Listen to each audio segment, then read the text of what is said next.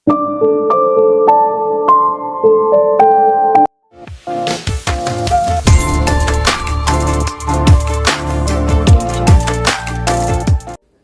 அசால்ட்டா சரி அப்போ காங்தேவி என்ன சேர்த்து வைங்க அப்படின்னு ஒரே பேச்சில் முடிச்சிருவா. ரூனாக்கு என்ன சொல்கிறதுன்னு தெரியல. வீட்டுக்கு வந்து பயங்கர கடுப்பில் இருக்கா. உடனே ஹஸ்பண்டுக்கு கால் பண்ணலாம் அப்படிங்கிறப்போ இவ ஸ்ரீஜா வந்துட்டு அம்மா இன்றைக்கி நாங்கள் ஷாப்பிங் போனோம், என் கல்யாணத்தை நினச்சேன், எக்ஸைட்டாக இருக்கேன் அப்படி இப்படின்னு சொல்லிட்டு இவள் பாட்டுக்கு பேசுகிறப்போ என்னடா பண்ணி தொலைகிறது அப்படிங்கிற மாதிரி ரூனாக்கு இருக்கும். தனக்கு எல்லாம் தெரிஞ்சிருச்சு அப்படிங்கிறத இன்னும் யாருக்கிட்டையும் காட்டிக்காமல் இருக்கா. இங்கே யோனோட அம்மா கேட்பாங்க, அவங்க யார் என்னன்னு தெரியல, நீ வேற அவங்கள பார்த்ததும் ஆரஞ்சை வச்சுருந்த அந்த பேக் அப்படியே தொப்புன்னு கீழே போட்டுட்டு என்ன ஏதுன்னு கேட்குறதுக்கு. அம்மா இப்போ வந்தாங்க இல்லையா, அவங்க பேர் தான் ரூனா, காங்தே கல்யாணம் பண்ணிக்க போகிற பொண்ணு ஸ்ரீஜாவோட அம்மா அப்படிங்கிறப்போ அவங்க இதுக்கு இங்கே வந்தாங்க என்ன ஏதுன்னு கேட்குறதுக்கு. அவங்களுக்கு எதுவும் உண்மை தெரிஞ்சிருக்குமா, அதனால கிராஸ் செக் பண்ணிட்டு போக வந்திருக்காங்க. எனக்கு என்னமோ காங்தேக்கு எதோ தப்பாக நடக்க போகுதுன்னு தோணுது, அதுக்கு காரணம் நானாக இருப்பணும்னு தோணுது அப்படிங்கிறாங்க. இருந்துட்டு போகுது, அதில் ஒன்றும் தப்பு கிடையாது, அவனை ஃபஸ்ட்டு தலைமுழுகு, அவன் சம்மந்தப்பட்ட எல்லாத்தையும் தலைமுழுகிடு அப்படின்னு சொல்லி இங்கே பேசிகிட்டு இருப்பாங்க. இங்கே சீனை அப்படியே கட் பண்ணா இப்போல்லாம் பார்க்கும் தோகியும் அவங்க சேட் பண்ணிக்கிறது என்ன, மெசேஜ்லேயே பேசிக்கிறது என்ன அப்படிங்கிற மாதிரி போயிட்டுருக்கோம். தூகி கூட சேட் பண்ணுறது கூட பார்க்குக்கு ரொம்ப பிடிச்சிருக்கு. அவரையும் அறியாமல் சிரிச்சுட்டே தான் பேசிகிட்டு இருப்பாங்க. டக்குன்னு தூக்கி கால் பண்ணிவிட்டு இந்த பாருங்க, நான் நேற்றே சொன்னேன் இல்லையா, இன்றைக்கி ஈவினிங் எங்கள் வீட்டுக்கு நீங்கள் வந்து சாப்பிட்றதுக்கு வர்றீங்க. ஐயோ வேண்டாம், நான் நேற்றே சொல்லலான்ட்டு இருந்தேன், உங்கள் அம்மா பாவம் சமைச்சு கஷ்டப்படுவாங்க இல்லையா அப்படிங்கிறப்போ இல்லை சமைக்கிறதுக்கு ஆளெல்லாம் ஏற்பாடு பண்ணியாச்சு, நீங்கள் சீக்கிரம் வர்றீங்க, சொன்ன டைமுக்கு 10 நிமிஷத்துக்கு முன்னாடி வரீங்க, அப்போ தான் நீங்கள் பார்க்க ஹேண்ட்ஸமாக இருப்பீங்க அப்படின்னு சொல்லிட்டு இவள் பாட்டுக்கு கால் கட் பண்ணிவிடுவா. அது என்னமோ தெரியல, இப்போல்லாம் தூகி என்ன ஆர்டர் போட்டாலும் பார்க்கால மீற முடியறதே இல்லை. இந்த பக்கமாக தூகி கால் பண்ணி கேட்டுகிட்டே இருப்பா, அம்மா இன்னைக்கு அந்த கேட்ரிங் சர்வீஸ்க்காக அந்த லேடியை புக் பண்ணியிருந்தீங்க இல்லையா, அவங்க வராங்க இல்லையா அப்படின்னு சொல்லி கேட்குறாங்க. கண்டிப்பாக அந்த பொண்ணு வந்துருவாமா அப்படின்னு சொல்லிட்டு இவங்களுக்கு கிராஸ் செக் பண்ணுறதுக்காக கால் பண்ணுறப்போ கரெக்டாக நம்ம யோனை தான் காட்டுறாங்க. வீட்டுக்கு முன்னாடி தான் நிற்கிறாங்க, எல்லா திங்ஸையும் எடுத்துகிட்டு வந்திருப்பாங்க. நான் முன்னாடி தான் நிற்கிறேங்க மேடம், நான் உள்ளே வந்துடுவேன் அப்படின்னு சொல்லிட்டு வராங்க. வந்ததும் அந்த பாக்ஸ் எல்லாம் கீழே வச்சது யோனை பார்த்ததும் அவ்வளோதான், தூக்கியோட அம்மாவுக்கு நெஞ்சு வலியும் வந்துடும். ஒரு நிமிஷம் அப்படின்னு சொல்லிட்டு டக்குன்னு ரூமுக்குள்ளே வந்தவங்க கதவை சாத்திட்டு ஒரு ட்ராயரை ஓப்பன் பண்ணி ஒரு துணி எடுத்து பார்க்குறாங்க. அதில் மை பேபி அப்படின்ட்டு எம்ப்ராய்டரி போட்டிருக்கு. அப்போ தான் ஒரு ஃப்ளாஷ்பேக்கை நினச்சி பார்க்குறாங்க. இவங்களுக்கு குழந்தை பிறக்கிறதுக்காக ஹாஸ்பிட்டலுக்கு போய் அட்மிட் ஆகிருப்பாங்க. டெலிவரி பெயினும் எடுத்திருக்கும், ஆனால் கிரிட்டிக்கலான ஸ்டேஜ். ஆனாலும் தாயையும் குழந்தையும் காப்பாற்ற தான் ட்ரை பண்ணியிருப்பாங்க. ஆனால் குழந்தை இறந்து போய் பிறந்திருக்கும்.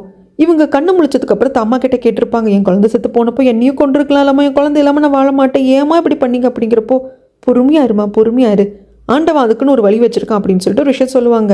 உன்னோட குழந்தை இறந்து பிறந்துச்சு, அதே சமயத்தில் இன்னொரு பொண்ணுக்கு ரெட்டை குழந்தை பிறந்திருக்கு. அதில் ஒரு குழந்தைக்கு ஹார்ட் ப்ராப்ளம் இருக்குது, ஆனால் அந்த பொண்ணு பாவம் சிங்கிள் மதர்.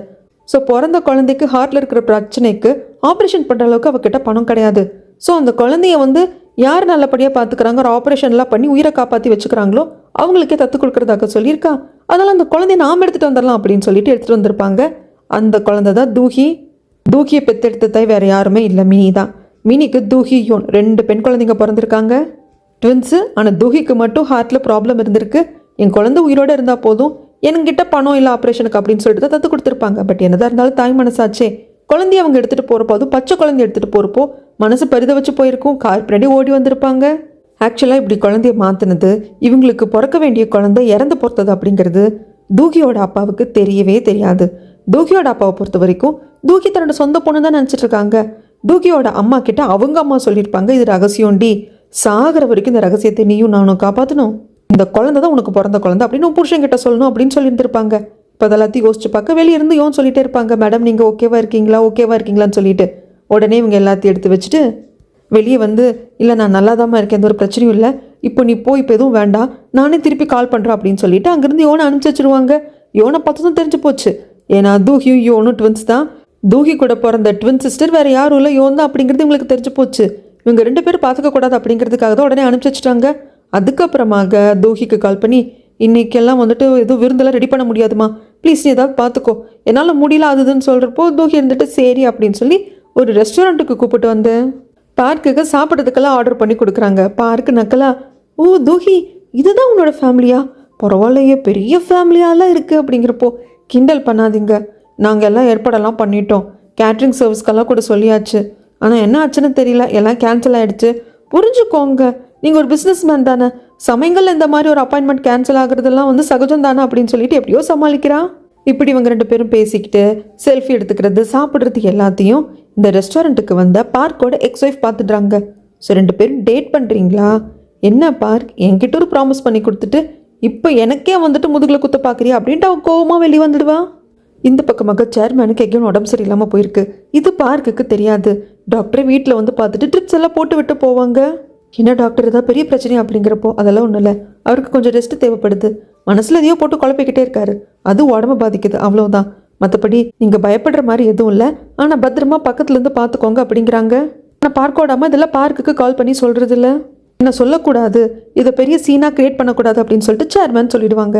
இங்கே சீனை அப்படியே கட் பண்ணா, இன்னைக்கு நான் டின்னர் என் கையால் சமைக்கிறேன், நீ காங்தேவை இன்வைட் பண்ண அப்படின்னு ஸ்ரீஜா கிட்ட ரூனா சொல்லியிருப்பாங்க. அதே மாதிரி இன்வைட் பண்ண வர சாப்பிட ஸ்ரீஜாக்குள்ள ரொம்ப சந்தோஷம். என் அம்மா அவ்வளோ சீக்கிரம் யாருக்கும் அவங்க கையால் சமைச்சு கொடுக்க மாட்டாங்க, என் அம்மா உன்னை ஏற்றுக்கிட்டாங்க, எனக்கு ரொம்ப சந்தோஷமாக இருக்குது. அரை மனசாக தான் ஃபஸ்ட்டு ஏற்றுக்கிட்டு இருந்தாங்க காங்தே, இப்போ முழு மனசாக ஏற்றுக்கிட்டாங்க அப்படின்ட்டு பயங்கர சந்தோஷமாக இருக்கா. சாப்பிட்டெல்லாம் முடிச்சதுக்கப்புறமாக்க டீ டெசர்ட்லாம் சாப்பிட்லாம் அப்படின்னு சொல்லிட்டு போட்டு கொடுக்குறப்போ, நான் ஒரு கதை சொல்லட்டுமா அப்படின்னு சொல்லிட்டு ரூனா சொல்லுவாங்க. என்ன கதை அப்படிங்கிற மாதிரி ஆரம்பத்தில் எல்லோரும் கேட்குறதுக்கு இன்ட்ரெஸ்ட்டாக இருப்பாங்க. ஒரு ஊரில் அழுக்கு தண்ணியெல்லாம் இருக்கக்கூடிய ஒரு குட்டையில் ஒரு மீன் வாழ்ந்துட்டு வந்துட்டு இருந்ததான். அந்த மீனால் அங்கே சரியாக வாழவே முடியல. அப்போது அந்த மீனுக்கு இன்னொரு பெண்மீன், அந்த ஆண் மீனுக்கு இன்னொரு பெண்மீன் வந்து வாழ்கிறதுக்கு ஹெல்ப் பண்ணிச்சான். ஸோ அந்த ஆண்மீன் அந்த குட்டையில் நல்லபடியாக வாழ்கிறதுக்கு அந்த பெண்மீனோட சப்போர்ட் வந்து அதுக்கு ரொம்ப தேவைப்பட்டுச்சான். அந்த சப்போர்ட் எல்லாத்தையும் அந்த ஆண் மீன் எடுத்துக்கிச்சான். அதுக்கப்புறமாக ஒரு பெரிய கடலில் ஒரு ரேஸ் நடக்க போகுது, அதில் கலந்துக்கிட்டு ஜெயிச்சா லைஃபே நல்ல விதமாக மாறிடும், நாம் இந்த குட்டையை விட்டுட்டு அந்த கடலில் போய் வாழலாம் அப்படின்னு சொல்லிட்டு அந்த குட்டையில் இருக்கிற ஆண்மீனுக்கு தெரிய வந்துதான். இந்த காம்படிஷன் ரேஸை பற்றியெல்லாம் அந்த ஆண்மீன் பெண்மீன் கிட்ட சொல்கிறப்போ, சரி நான் வந்து இருக்கேன், நான் எல்லாத்தையும் பார்த்துக்கிறேன், நீ தைரியமாக போய் இந்த ரேஸில் கலந்துக்கோன்னு சொல்லிச்சான்.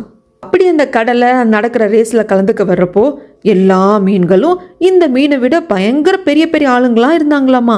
இந்த மீனுக்கு என்னடா இது, இங்கே நாம் எப்படி சர்வே ஆக முடியும் அப்படின்னு சொல்லி யோசிச்சுக்கிட்டே இருக்கிறப்போ ஒரு தங்க மீனை பார்த்துச்சான்.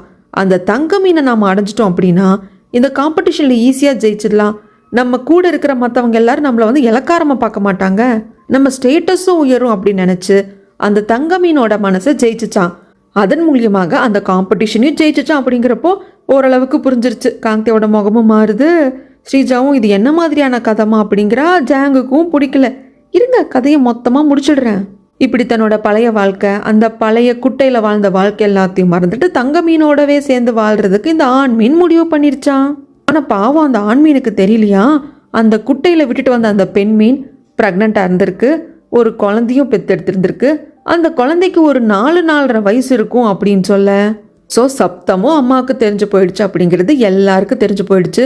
குடிக்கிற டீயை அப்படியே காங்தேவோட மூஞ்சில ஊற்றிட ஷாக் ஆகிடுவா ஸ்ரீஜா. அம்மா என்னம்மா பண்ணுற அப்படிங்கிறதுக்கு வாயை மூடுறி, என்ன நினச்சிட்டு இருக்கீங்க அப்பாவும் மகளும், உங்களுக்கு எல்லாம் தெரிஞ்சிருந்து எல்லாத்தையும் மறைச்சிட்டு இருக்கீங்களா, நீ இவனை கட்டிக்கிறதுக்கு நான் ஒத்துக்கவே மாட்டேன், வீட்டு விட்டு வெளியே போட அப்படிங்கிறப்ப காங்தே இருந்துட்டு, புரியுது ஆண்டி, நீங்கள் சொல்கிறதெல்லாம் எனக்கு புரியுது, நான் இங்கேருந்து போகிறேன், இதுக்கப்புறம் உங்கள் விருப்பம் தான் அப்படின்னு சொல்கிறப்போ போகிறதுக்கு ஸ்ரீஜா விடுறதே இல்லை.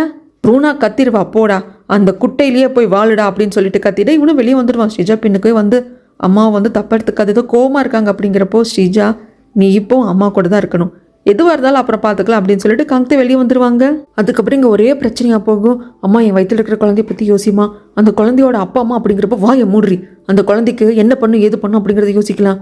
என்ன பண்ண போகிறேன் என் குழந்தைய, ஏது பண்ண போகிறேன், ஏன் அப்படி பேசுகிறேன், ஏன்னா நான் உன்னோட அம்மா, நீ என் குழந்தை, உனக்காக பார்க்குறான் அப்படின்னு சொல்லிட்டு பயங்கர பிரச்சனை போயிட்டே இருக்கும்.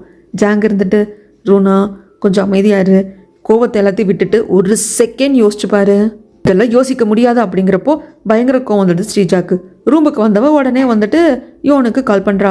என்ன யோன், என்னென்னமோ பண்ணிட்டேன், எல்லாத்தையும் ரியாலிட்டிக்கு கொண்டு வந்துட்டல, நானும் க்யூரியஸாக தான் இருக்கேன், நம்ம உடனே மீட் பண்ணி பேசணும் அப்படிங்கிறப்போ, உன்னை எதுக்கு நான் பார்க்கணும், உன்னை பார்த்து எதுக்கு பேசணும், பேசுறதுக்கு என்ன இருக்குது அப்படிங்கிறாங்க.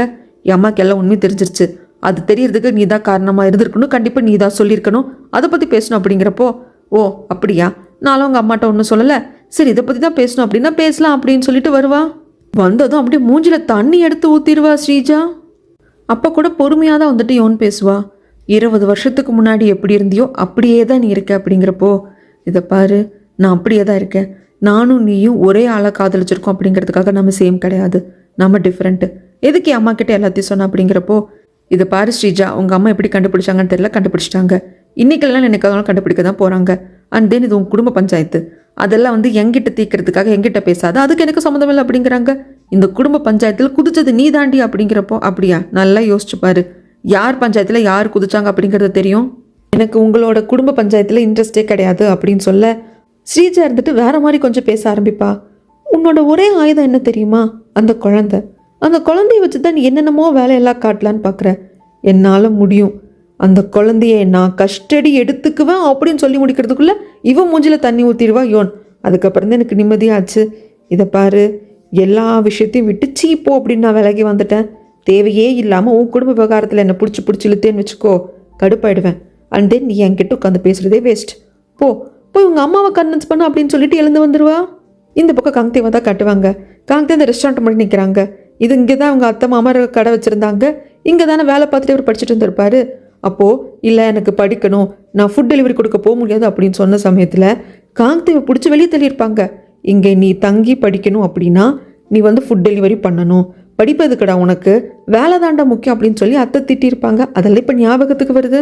அதுக்கப்புறம் ஸ்ரீஜா கால் பண்ணிக்கிட்டே இருப்பா. இவர் அட்டன் பண்ணவே மாட்டார். இவரோட ஃப்ளாட்டுக்கு வந்துடுவார். ஸ்ரீஜா பார்க்குறதுக்கே வந்துட்டான். என்ன காங்தே, நான் கால் பண்ணுறேன், பக்கத்தில் தான் ஃபோன் இருக்குது, எடுக்க மாட்டேங்கிற அப்படிங்கிறப்போ அதெல்லாம் ஒன்றும் இல்லை, கொஞ்ச நாள் பொறுமையாக இருக்கலான்னு தான் காங்தே நான் ஒரு முடிவு எடுத்திருக்கேன். வா நம்ம 2 பேர் அமெரிக்கா போயிடலாம், பேசாமல் இரு, இதெல்லாம் சரிப்பட்டு வராது, போய் ஃபஸ்ட்டு உங்கள் அம்மாட்ட பேசு அப்படிங்கிறப்போ இல்லை காங்தே, என்னால் உன்னை விட முடியாது, என்னால் உன்னை எப்போவும் விட முடியாது, ப்ளீஸ் என் கூட வந்துடு அப்படிங்கிறப்போ சரி ஸ்ரீஜா அமைதியாரு, நான் அதை பற்றி யோசிக்கிறேன் அப்படிங்கிறாங்க. இந்த பக்கம் ரூனா குடிச்சு தள்ளுறாங்க. குடிக்காத, இப்படி உட்காந்து குடிக்காத அப்படின்னு சொல்லிட்டு ஜாங் வர்றப்போ எல்லாரும் விட கொடூரமான மனுஷன் நீங்கள் தான், மோசமானவர் நீங்கள் தான் அப்படிங்கிறாங்க. இவர் அந்த பாட்டிலை வாங்கி வச்சிருவாரு. வேற ஒரு பாட்டில் எடுக்க போகிறப்போ ஏன் அப்படி பண்ணிட்டு இருக்கு அப்படின்னு கத்துறதுக்கு நான் ஏன் எப்படி பண்ணுறேன் அப்படிங்கிறது உங்களால் ஏன் புரிஞ்சிக்க முடியல? ஏன் அந்த பொண்ணு யோன்கிட்டே எல்லாம் முடியுது, அவையே இப்போ என் பொண்ணுக்கு யமனா நிற்கிறா அப்படின்னு கேட்குறாங்க. இப்போ அதுக்கு என்ன தான் பண்ண முடியும்? எல்லாம் கையை மீறி போயிடுச்சு, நடந்ததை மாற்றவா முடியும் அப்படிங்கிறாங்க. ஆக்சுவலாக இப்போது இந்த ரூனாக்கு என்ன தெரியுங்களா தோணுது? ரூனா என்ன பண்ணா, தான் ஜாங்கோட குழந்தைய தான் வயிற்றில் சுமந்துட்டு இருக்கேன் அப்படின்னு சொல்லிட்டு தான் மினிக்கிட்ட இருந்து ஜாங்கை பிரித்து கல்யாணம் பண்ணிக்கிட்டா. ஆனால் ஜாங்கோட குழந்தை உண்மையாக பெற்றெடுத்தது யாரு? மினி தான். இப்போ தன்னோட பொண்ணுக்கும் அந்த யோனுக்குமே அந்த பஞ்சாயத்து நின்றுருக்கு. நான் ஃபஸ்ட்டு உண்மையாக காதலிச்சது யாரு? காங்தேவும் யோனு தான். இடையில வந்தவ தான் ஸ்ரீஜா. யோன்கிட்ட இருந்து காங்தேவை பறிச்சவ தான் ஸ்ரீஜா. ஸோ இதெல்லாம் தெரிய வர்றப்போ எல்லாம் ரிப்பீட் ஆகுது இல்லையா, அதை தான் இவளால் தாங்கிக்க முடியல. இங்கே தூகியோட அம்மா யோனுக்கு மெசேஜ் பண்ணுறாங்க, இதுக்கு அப்புறமாக நீ கேட்ரிங் சர்வீஸ் பண்ண வர வேண்டாமா, பட் உன்னை புக் பண்ணதுக்காக வேணா நான் பணத்தை கொடுத்துட்றேன், இதுக்கப்புறம் நீ என்னை பாதர் பண்ணாத அப்படின்லாம் மெசேஜ் அனுப்பிச்சிருக்காங்க. யோனுக்கு புரியல, நாம் என்ன தப்பு பண்ணோம், பாதர் பண்ணாதன்னெல்லாம் சொல்கிறாங்களே அப்படின்ட்டு யோனுக்கு ஒன்றும் புரியல. இந்த பக்கம் சேர்மனுக்கு ரொம்ப உடம்பு சரியில்லை, பார்க்கிட்ட சொல்லக்கூடாது அப்படின்னு சொல்லிட்டாங்க. ஆனால் அவருக்கு கொஞ்சம் கில்ட்டாக இருக்குது. நான் உன்னை கல்யாணம் பண்ணிக்கல, உன்னை என் வாழ்க்கைக்குள்ளே இழுக்கலை அப்படின்னா நீ வேற எவனாவது கல்யாணப்பட்டு சந்தோஷமாக இருந்திருப்பில்ல அப்படின்னு ஒய்ஃபை பார்த்து கேட்க, ஏங்க இப்படி பேசுறீங்க, நான் சந்தோஷமாக தான் அங்கே இருக்கேன் அப்படின்னு சொல்லிடுவாங்க. இந்த பக்கமாக காங்தே கிட்ட பேசிட்டு ஸ்ரீஜா வீட்டுக்கு வருவா. அவங்க அப்பாவை பார்த்து, அப்பா நீ யாதையும் பக்கம் இருப்பா, அப்போ தான்ப்பா என்னால் மூச்சே விட முடியும் அப்படின்ட்டு ரூமுக்கு வர்றப்போ ஏற்கனவே அங்கே ரூனா உட்காந்துட்டு இருப்பாங்க. இதை பாரு, அவன் சங்காத்தமே வேண்டாம், எல்லாத்தையும் ஃபஸ்ட்டு கட் பண்ண அப்படிங்கிறாங்க. அம்மா ஏம்மா இப்படி பண்ணுற அப்படிங்கிறப்போ, முட்டாள் முட்டாள், அவனுக்கு ஒரு கேர்ள் ஃப்ரெண்ட் இருக்கா அப்படிங்கிறப்பவே நீ ஏண்டி அவன்கிட்ட போன? இப்போதாங்க இந்த அம்மா ரூனா அம்மாவாவோ ஒரு நியாயமான விஷயத்தையே பேசுவா. ஏன்னா இவ லைஃப்பில் இவ பண்ண அக்கிரமம் அப்படி, அது பொண்ணுக்கு நடக்கிறப்போ தான் அந்த பயம் வருது. காங்தே வாழ்க்கையில் யோன் இருந்திருக்கா, அது உனக்கு தெரியல. யாரோ ஒரு கேர்ள் ஃப்ரெண்டுன்னு நினச்சிட்டு காங்தேவை அடைஞ்சிட்டதை நீ சந்தோஷப்படுற. ஆனால் காங்தேவோட குழந்தைய யோன் பெற்று வச்சுட்ருக்கா. யோனும் யோனோட குழந்தையும் உயிரோடு இருக்கிற வரைக்கும் உன்னால் காங்தே கூட நிம்மதியாக வாழவே முடியாது. கடைசி வரைக்கும் நீ ஒரு பயத்திலே வாழ்ந்துட்டு இருப்ப.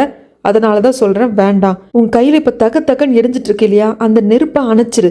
ஐயோ பரவாயில்ல, இந்த நெருப்பு எனக்கு பிடிச்சிருக்கு, நான் சாகுற வரைக்கும் இந்த நெருப்பை எப்படியாவது கையிலேயே பொறுத்துக்கிட்டு வச்சுப்பேன் அப்படின்னா நீ அந்த நெருப்பை காப்பாற்றுறதுக்காக பொறுத்தே உன் வாழ்க்கை நாசமாக போயிடும்டி. இன்னைக்கு அதை கட் பண்ணிடு, அணைச்சிரு, முடிஞ்சு போயிடும், அவ்வளோதான். கொஞ்ச நாள் கஷ்டமாக இருக்கும், அதுக்கப்புறம் எல்லாம் சரியாக போயிடும். நகம் வெட்டினதுக்கு அப்புறமாக புதுசாக அங்கே ஒரு நகம் வளர்கிற மாதிரி எல்லாம் அவ்வளோதான் அப்படிங்கிறாங்க. உனக்கு ஈஸியாக போச்சுலம்மா, எல்லாத்தையும் ஈஸியாக பேசிட்டல. இதை பாரு, நான் உன் அம்மா நிறைய விஷயங்களை பார்த்துருக்கேன், அதை வச்சு சொல்கிறேன் அப்படிங்கிறாங்க.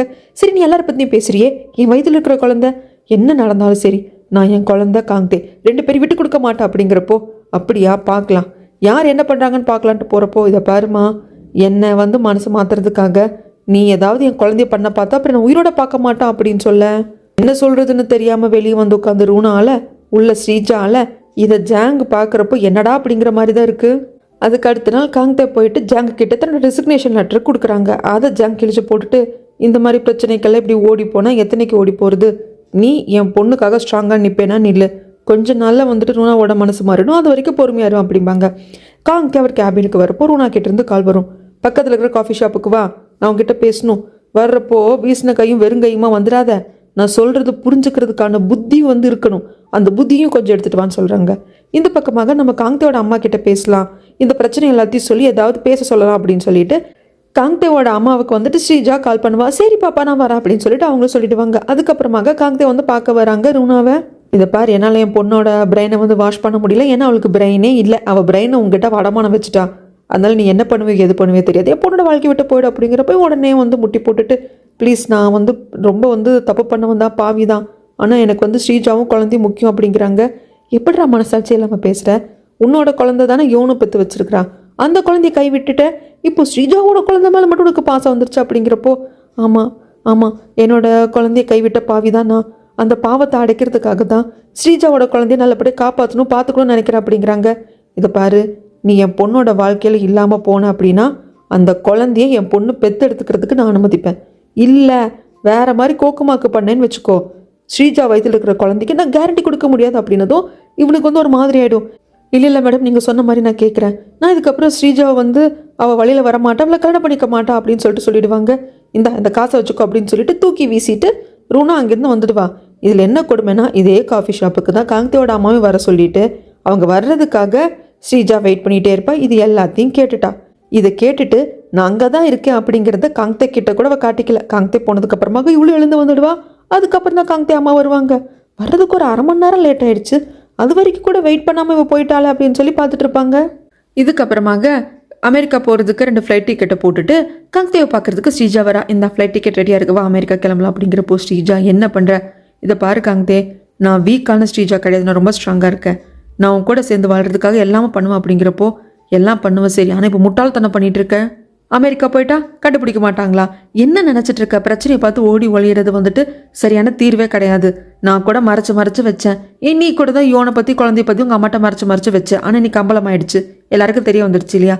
ஸோ என்றைக்கோ ஒரு நாள் அந்த பிரச்சனையை ஃபேஸ் பண்ணுறதுக்கு அந்த பிரச்சனையை நாமளே சொல்லி ஃபேஸ் பண்ணிடுறது நல்லது அப்படிங்கிறப்போ சரி காங்கே, நான் ஒரு முடிவு எடுக்கிறேன் அப்படின்னு சொல்லிட்டு வந்தவ இவளே ஃபோன் பண்ணி நியூஸ் பேப்பர் கம்பெனிக்கெல்லாம் சொல்லிடுவா. நான் தான் ஸ்ரீஜா, இந்த கம்பெனியோட சேர்மனோட பேத்தி, நானும் காங்கேவை கல்யாணம் பண்ணிக்க போகிறோம், நான் காங்கேயோட குழந்தைய வயிற்றுல சுமந்துட்டு இருக்க ப்ரெக்னெண்ட்டாக இருக்கேன்னு இவளே சொல்லிடுவா. அந்த நியூஸ் அப்படியே வரும். ஸ்ரீஜாவே ஒத்துக்கிட்டாங்க அவங்க ப்ரெக்னெண்ட்டாக இருக்காங்க, அதுவும் கல்யாணத்துக்கு முன்னாடி காங்கேயோட குழந்தைக்கு ப்ரெக்னெண்ட்டாக இருக்காங்க அப்படிங்கிற நியூஸ் எல்லாம் வர ஆரம்பிச்சிருச்சு. இதை பார்த்ததும் சித்திக்காரி ஃபோன் பண்ணி ரூனா கிட்ட சொல்கிறாங்க, என்ன நடந்துட்டு இருக்கு? இவ ஸ்ரீஜாவே வந்துட்டு நான் ப்ரெக்னெண்ட்டாக இருக்கேன் அப்படின்னு சொல்லிட்டு ஒத்துட்டு இருந்திருக்கா, அவளே நியூஸ் சேனலுக்கெல்லாம் ஃபோன் பண்ணி சொல்லியிருக்கா, அப்படிதான் நியூஸ் வந்துட்டு இருக்கு, இது உன் அப்பாவுக்கு தெரிஞ்ச என்ன ஆகும் தெரியுமா அப்படிங்கிறாங்க. என்ன சொல்கிறீங்க? அவள் ப்ரெக்னெண்ட்டாக இருக்கா அப்படிங்கிற நியூஸ் அவளே ஒத்துக்கிட்டாளா அப்படின்னு சொல்லிட்டு பொண்ணுக்கிட்ட என்ன எதுன்னு கேட்கலான்னு வரப்போ அவள் பெட்டி படிக்கெல்லாம் கட்டிட்டு கிளம்புறா. எங்கே கிளம்புறா அப்படிங்கிற சமயத்தில் என்னால் இங்கே இருக்க முடியாது, நான் இங்கே இருந்து அம்மாவை வந்து ரொம்ப வெறுப்பணும் அப்படின்னு சொல்லிட்டு எனக்கு தோணுது, அதனால நான் கிளம்புறேன் அப்படிங்கிறாங்க. நில்லு, நிற்க மாட்டேன், நான் கிளம்புறேன் அப்படின்னு சொல்லிட்டு ஸ்ரீஜா போவா. இன்னொரு 8 எடுத்து வச்ச அப்படின்னா என் வார்த்தைக்கு மதிப்பு கூட அப்படின்னு ரூனா சொல்கிறான். இவ கேட்கறதில்ல, போய்கிட்டே இருக்கிறப்போ கல்யாணம் பண்ணி தொலை, அந்த காங்கேவியை கல்யாணம் பண்ணி தொலை அப்படின்னு சொல்லிட்டு கத்திடுறான். இவ ரூனா கல்யாணம் பண்ணிக்கொடி அப்படின்னு சொல்லிட்டா. ஏன்னா அவள் பொண்ணு எந்த எக்ஸ்ட்ரீமுக்கு வேணா போவா அப்படிங்கிறது தெரிஞ்சு போச்சு. ஆனால் இதுக்கப்புறம் நாம் யோசிச்சே பார்க்காத பல விபரீதங்களை ஆத்தாளும் மகளும் பண்ணுவாளுங்க. அது என்னன்னு பார்க்கலாம். காங்கேவை பார்க்கணும் வர சொல்லு அப்படின்னு சொல்லிட்டு ரூனா சொல்லியிருப்பா. வர சொல்லிட்டா. காங்கேவும் வந்துட்டான். ஸ்ரீஜா வந்துட்டு பதட்டப்படாத, நான் வந்து எங்கள் அம்மாவே விட்டுட்டு வீட்டு விட்டே போகிறேன்னு சொல்லிட்டேன், அம்மா அதனால கொஞ்சம் மனசு மாறியிருக்காங்க, தைரியமாக இரு அப்படிங்கிறப்போ குசு குசுன்னு பேசினது போதும், போய் உன் அப்பாவை கூப்பிட்டு வா அப்படின்னு வந்து ரூனா சொல்லுவா. அதுக்கப்புறம் எல்லாரும் உட்காந்ததுக்கப்புறமாக ரூனா வந்துட்டு சொல்லுவா, எனக்கு இந்த கல்யாணத்தில் விருப்பம் இல்லை, ஆனால் என் பொண்ணு பயங்கர எக்ஸ்ட்ரீமுக்கு போயிட்டா, அவள் ப்ரெக்னெண்ட்டாக இருக்கேன் அப்படிங்கிறத அவளே வந்துட்டு மீடியா கிட்ட சொல்ல ஆரம்பிச்சிட்டா. ஸோ இந்த கல்யாணத்துக்கு நான் ஒத்துக்கிறேன், ஆனால் ஒரே ஒரு கண்டிஷன், இந்த கல்யாணத்துக்கு நான் ஒத்துக்கணும் அப்படின்னா குழந்தை வந்துட்டு யோன் கிட்ட இருக்கு, அது காங்கே உன்னோட குழந்தை, அந்த குழந்தைய நீ வந்து அவகிட்ட இருந்து பிரிக்கணும் அப்படிங்கிறப்ப எல்லாருக்குமே ஷாக் ஆகிடும். எதுக்கு இதை நாங்கள் பண்ணணும்? ஈவன் ஜாங் கூட கேட்பாங்க, அம்மாவே குழந்தை பிரிக்கிறது சரியா அப்படிங்கிறப்போ அதுக்கு ரூனா சரின்னு தான் சொல்லுவா.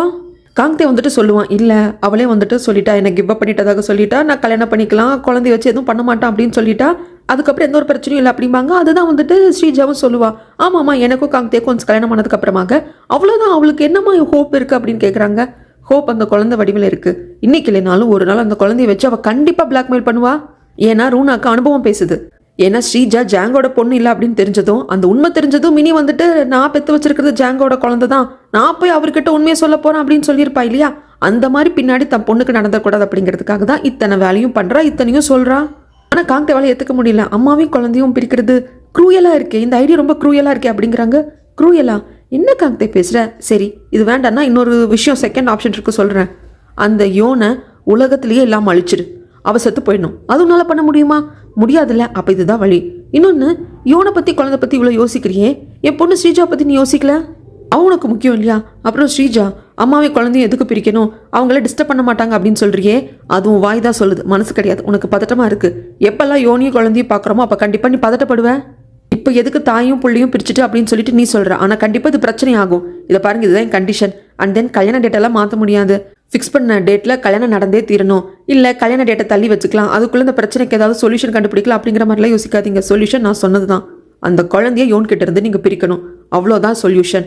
கல்யாண டேட் ஃபிக்ஸ் பண்ண அன்னைக்கு நடக்கும் அப்படின்ட்டு இவங்க பாட்டு கிளந்து போயிடுவாங்க. ஸ்ரீஜா வந்துட்டு அவர் ரூமுக்கு வந்து கூப்பிட்டு வருவா. காங்தேவா வந்தது காங்தே சொல்லுவாங்க, ஏன் உங்க அம்மா இப்படி பேசுறாங்க அப்படின்னு சொல்லிட்டு. என்ன சொல்ற? அம்மா சொல்றது சரியான விஷயம் தான். அம்மா நம்ம கல்யாணத்துக்கு ஒத்துக்கிட்டதே பெருசு, இதை பண்ணி தான் தீரணும் அப்படிங்கிறாங்க.